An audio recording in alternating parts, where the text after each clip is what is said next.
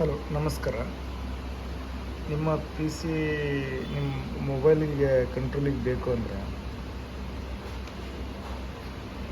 ಈ ಥರ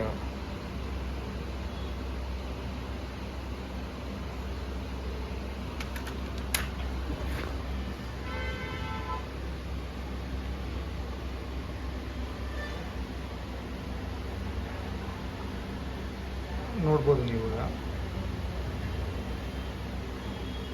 ಮೊಬೈಲಿಂದ ನೀವು ಎಲ್ಲಿದ್ರೂ ಡೆಸ್ಕ್ಟಾಪ್ನ ನಿಮ್ಮ ಕಂಟ್ರೋಲೇ ತಗೋಬೋದು ಈಸಿಯಾಗಿ. ಯಾವ ಥರ ಅಂತ ಹೇಳ್ಕೊಡ್ತಾ ಇದ್ದೀನಿ. ಸಿಂಪಲ್ ಸ್ಟೆಪ್ಸ್ ಇದೆ. ಡೆಸ್ಕ್ಟಾಪಲ್ಲಿ ನೀವು ಕ್ರೋಮಲ್ಲಿ ಹೋಗ್ಬಿಟ್ಟು just Chrome remote desktop website ಇದೆ, ಆ ವೆಬ್ಸೈಟ್ ಓಪನ್ ಮಾಡ್ಕೊಳ್ಳಿ.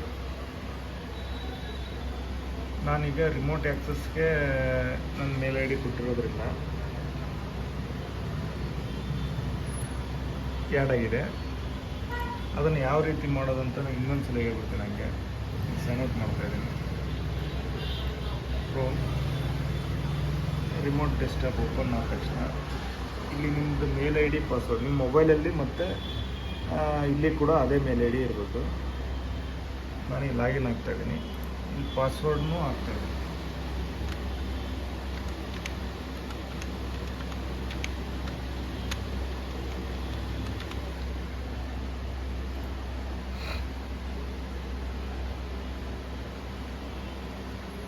ಈಗ ಅದು ಹಾಕಿದ ತಕ್ಷಣ ನಿಮಗೆ ಡಿವೈಸ್ ಸೆಟಪ್ ಅಂತ ಬರುತ್ತೆ.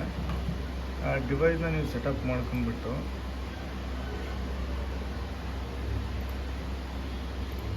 ಪಿನ್ ಕೇಳುತ್ತೆ. ಪಿನ್ ಸೆಟ್ ಮಾಡ್ಬೋದು ನೀವು. ನಿಮ್ಮ ನೇಮ್ ಅಥವಾ ನೇಮ್ ಮತ್ತು ಪಿನ್ ಎರಡನ್ನೂ ಸೆಟ್ ಮಾಡಿದ ಮೇಲೆ ಈ ಥರ ಒಂದು ಲಾಗಿನ್ ವಿಂಡೋ ಕಾಣಿಸುತ್ತೆ ನಿಮಗೆ. ಕ್ರೋಮ್ ರಿಮೋಟ್ ಡೆಸ್ಕ್ಟಾಪಿಗೆ ಲಾಗಿನ್ ಆದ ತಕ್ಷಣ ಒಂದು ದೀಕ್ಷಿತ್ ಮೊಬೈಲ್ಸ್ ಅಂತ ಹೇಳ್ಬಿಟ್ಟು ನೇಮ್ ಕೊಟ್ಟಿದ್ದೀನಿ. ಇದನ್ನು ಮಾಡಿಕೊಂಡು ಮೊಬೈಲಲ್ಲಿ ಕೂಡ ಕ್ರೋಮ್ ರಿಮೋಟ್ ಡೆಸ್ಕ್ಟಾಪ್ ಸರ್ಚ್ ಮಾಡಿಬಿಟ್ಟು ಇನ್ಸ್ಟಾಲ್ ಮಾಡಿ. ಈ ಥರ ಯಾವುದೇ ಥರ್ಡ್ ಪಾರ್ಟಿ ಆ್ಯಪ್ ಅಲ್ಲ, ಕ್ರೋಮ್ ರಿಮೋಟ್ ಡೆಸ್ಕ್ಟಾಪ್ ಓಪನ್ ಮಾಡಿದರೆ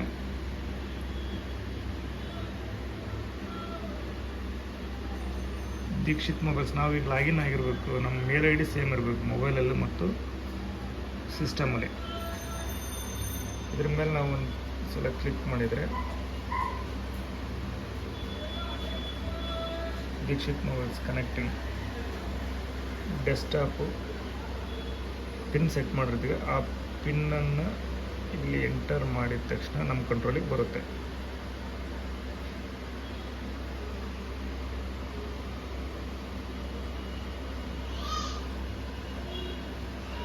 ಈ ಥರ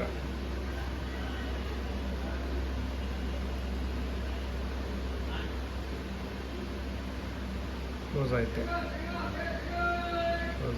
ಇದನ್ನು ನಾವು ಯಾವ ಮೋಡ್ ಇಟ್ಕೋಬೋದು, ಮೌಸ್ ಟೈಪ್ ಆ ಥರ ಸೆಟ್ಟಿಂಗ್ಸ್. ಒಂದು ಸಲ ನೀವು ಟ್ರೈ ಮಾಡಿ ನೋಡಿ. ಯೂಸ್ಫುಲ್ ಅಂತ ನಾನು ಅಂದ್ಕೊಂಡಿದ್ದೀನಿ. ನಮಸ್ಕಾರ.